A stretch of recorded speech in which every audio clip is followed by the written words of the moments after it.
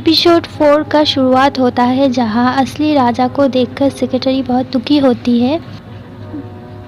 जिसके बाद बाहर आकर सेक्रेटरी मॉन्क से राजा के ठीक होने के बारे में कुछ उपाय ढूंढने को कहते हैं। अब सीन शिफ्ट होता है सीधा राजमहल में, जहां रानी राजा से मिलने के लिए आई होती है, बट यूनुस उन्हें राजा से मिलने की इजाज़त नहीं देते हैं, तो वो वहां से चली जाती है। अब सीन शिफ्ट होता है रानी देवी के ऊपर, जहां कोर्ट लेडी पार्क उनको एक बॉक्स दिखाता है जिसमें कुछ फ्लावर टाइप का था। इस बॉक्स को आप लोग याद रखिएगा, ओके। इस बॉक्स का जिक्र बाद में होगा। अब दिखाया जाता है हासुन और सेक्रेटरी को, जहां हासुन उनसे पूछता है कि अब मुझे क्या करना होगा, बोलिए। तो वो हासुन से कहता है कि उसे रानी देवी से जल्द ही मिलने जाना पड़ेगा ब्रेकफास्ट के टाइम में। अब अगले दिन हासुन रानी के पैलेस में जाता है, वहाँ वो रानी से मिलता है और फिर वो दोनों एक साथ रानी देवी से मिलने जाते हैं। जिसके बाद वहाँ उनको चाय दी जाती है, तो रानी देवी हासुन से कहता है कि अगर इस चाय में पॉइजन हुआ तो अब क्या करेंगे। तो हासुन रानी देवी से कहती है कि आपके कोई मेट से इस चाय को चेक करवा लीजिए। तो रानी देवी नहीं मानते और रानी देवी रानी की तरफ इशारा करता है, तो रानी भी वो चाय पीने ही जाती है, पर हासुन वो चाय का ग्लास फेंक देता है और गुस्सा हो जाता है और रानी देवी के ऊपर बरस पड़ता है और रानी देवी भी उसे बहुत बुरा भला सुनाने लगता है। तो हासुन अपने आप पर कंट्रोल नहीं कर पाता और टेबल को पलट देता है गुस्से में। फिर रानी के हाथ पर पकड़कर वहाँ से चली जाती है और रानी देवी चिल्लाता है और फिर शांत होकर स्माइल देती है, मतलब ये सब भी उनके एक प्लान ही था। इधर बाहर आने के बाद रानी राजा पे नाराज़ होती है और कहती है आपने आज जो किया इस वजह से मुझे ही प्रॉब्लम होगा, और वहाँ से नाराज़ होकर चली जाती है। अगला सीन दिखाया जाता है जहाँ हासुन सेक्रेटरी को ये सब बातें कहती है जो कि रानी देवी के महल में हुआ, और फिर वहाँ हमें पता चलता है कि ये प्लान इनका है रानी देवी को गुस्सा दिलाने का, और फिर वो अगर गुस्से में कुछ करे तो फिर वो उन्हें रंगे हाथों पकड़ पाएंगे, इसलिए। जिसके बाद रानी देवी को और राजा के स्टेप ब्रदर को एक साथ बात करते दिखाया जाता है, जहाँ वो कुछ प्लान के बारे में बात कर रहे थे, और हमें पता चलता है कि वो लोग हंटिंग इवेंट में कुछ करने वाला है। और हंटिंग इवेंट वो है जहाँ पर जंगलों में कुछ एनिमल्स को छोड़ दिया जाता है और उसके बाद उन्हें तीर मारकर हंट कर दिया जाता है। जिसके बाद दिखाया जाता है हासुन को, जो अपने बहन की वजह से बहुत दुखी होती है क्योंकि वो इतना अच्छा खाना अकेले खा रहा है और वो अपने साथ साथ यूनुस को भी खिलाती है वो खाना। अब सीन शिफ्ट होता है रानी के पैलेस में, जहाँ रानी चाय पी रही थी और तब वहाँ वही बॉक्स देखते हैं जिसमें कुछ फ्लावर टाइप का था। शायद इसमें कुछ मिलाया हुआ था जो रानी को पिलाया गया है, ये तो बाद में ही पता चलेगा। तब रानी के मेट के हाथों से एक चीज़ गिर जाता है जिसमें हासुन का दिया हुआ वो नर्स था। तो दासी मजाक में नर्स को फेंकने जाता है, तो रानी उससे वो बच्चों की तरह मांगती है कि वो मेरा है तो मुझे दे दो। यहाँ सीन थोड़ा फनी हो जाता है। जिसके बाद दिखाया जाता है जहाँ कोर्ट लेडी किम हासुन को ड्रेस पहना रहा था, जिसके बाद वो हासुन से कहता है कि बुड्ढा का नाम लेकर कि वो आपसे कुछ बात करना चाहता है, कुछ रिक्वेस्ट करना चाहता है। तो हासुन यूनुस के मना करने के बावजूद वो हाँ कर देता है उसे। जिसके बाद बुड्ढा आता है हासुन के पास। ग्रैंड प्रिंस के पोस्ट खाली था, तो इसलिए वो किसी आदमी के लिए सिफारिश लेकर आया है ग्रैंड प्रिंस के जगह पर रिप्लेस करने का, और ग्रैंड प्रिंस के ऑफिस में जो ऑफिसर हुए वो उन सबको रिप्लेस करने के लिए सिफारिश लाता है, क्योंकि ग्रैंड प्रिंस एक विद्रोही था तो उनके ऑफिस के लोग भी विद्रोही हुए ना। जिसके बाद वहाँ सेक्रेटरी आती है और इस बारे में मना करता है, पर बुढ़ा खड़ूस नहीं मानता और ज़ोर करने लगता है राजा को, मतलब हासुन को। उसके बाद वो वहाँ से चला जाता है और सेक्रेटरी और हांसू के बीच बात होती है, जहाँ वो लोग बात करने के बाद यही फैसला करता है कि इस रिक्वेस्ट को एक्सेप्ट करना ही पड़ेगा।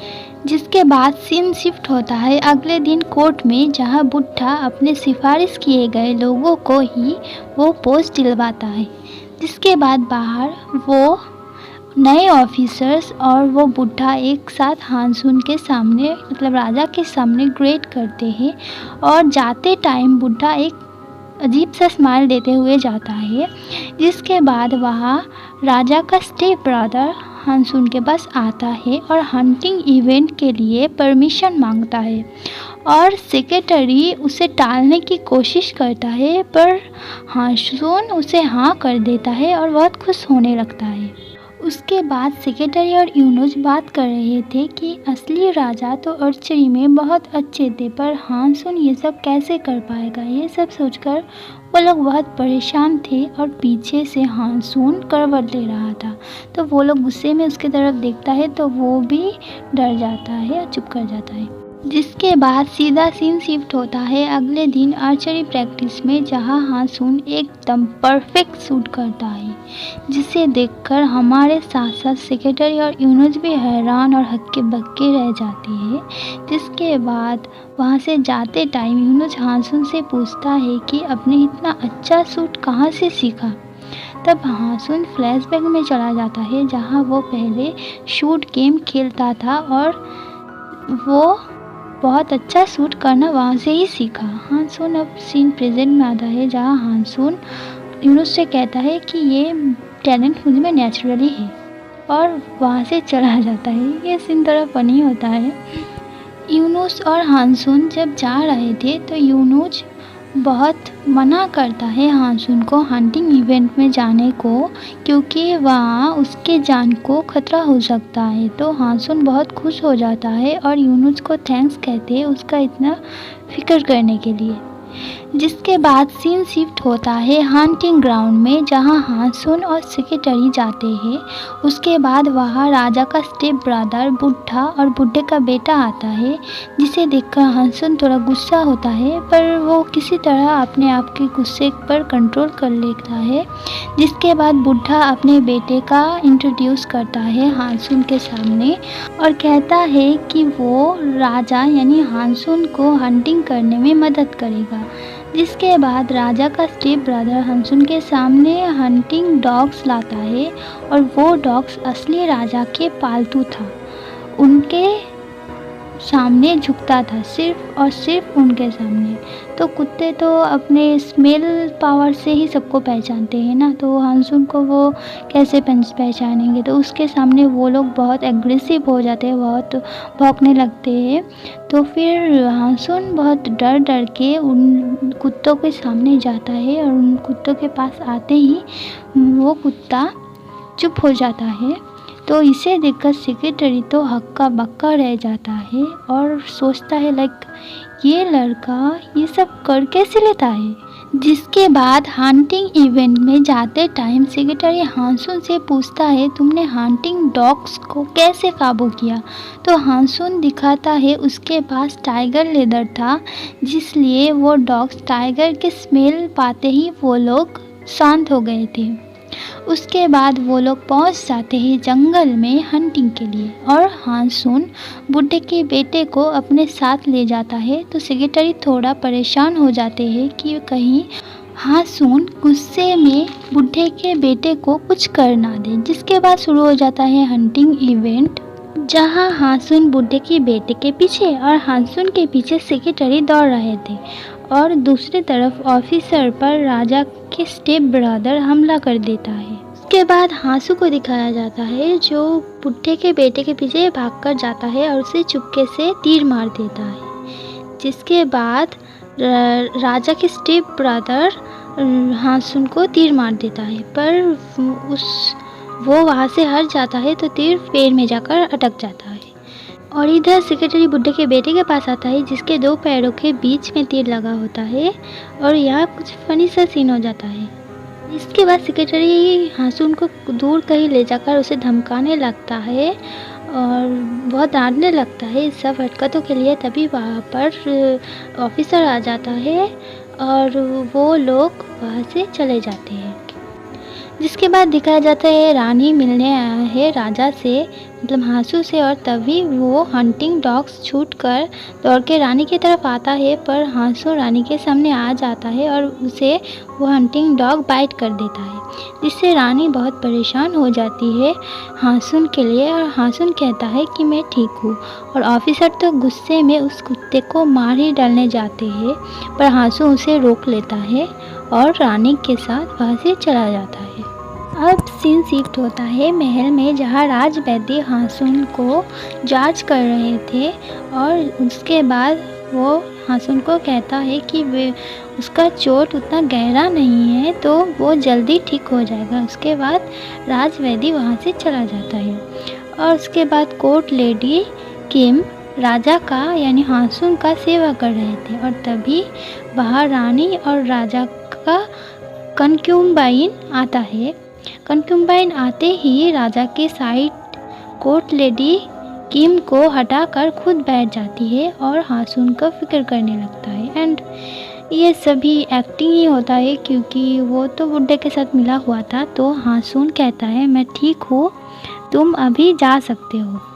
और कोर्ट लेडी भी कहाँ कम थी, तो वो भी आकर कनक्यूबाइन को वहाँ से ले जाती है। उन दोनों के जाने के बाद राजा रानी को कहता है कि मैं ठीक हूँ और तुम्हें परेशान होने की ज़रूरत नहीं। ये सुनकर रानी एक प्यारी सी मुस्कान देती है।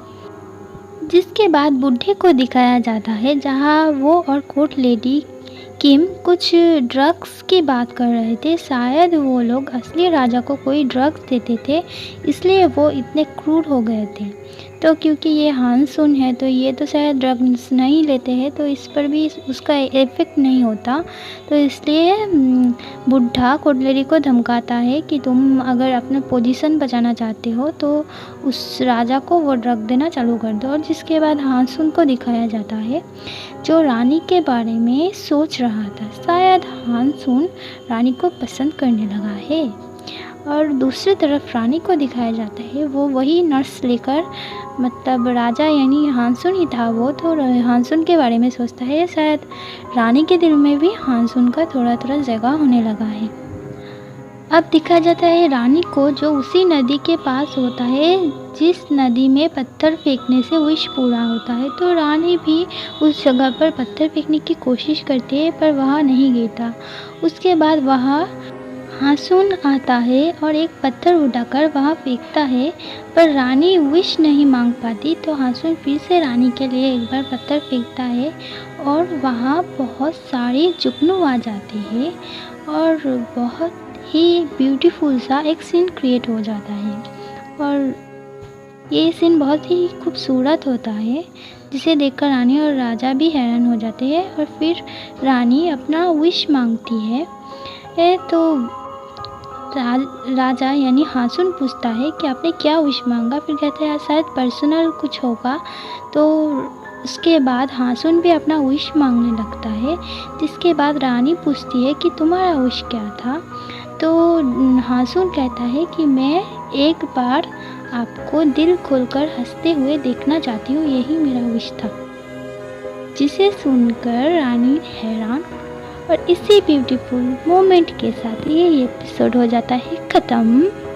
अगर आपको एपिसोड 5 जल्द से जल्द देखना हो तो कमेंट में एपिसोड 5 लिख देना और मेरे वीडियो को लाइक कर देना और चैनल को सब्सक्राइब करना मत भूलना। मिलते हैं अगले वीडियो में। So bye bye, stay happy, stay safe.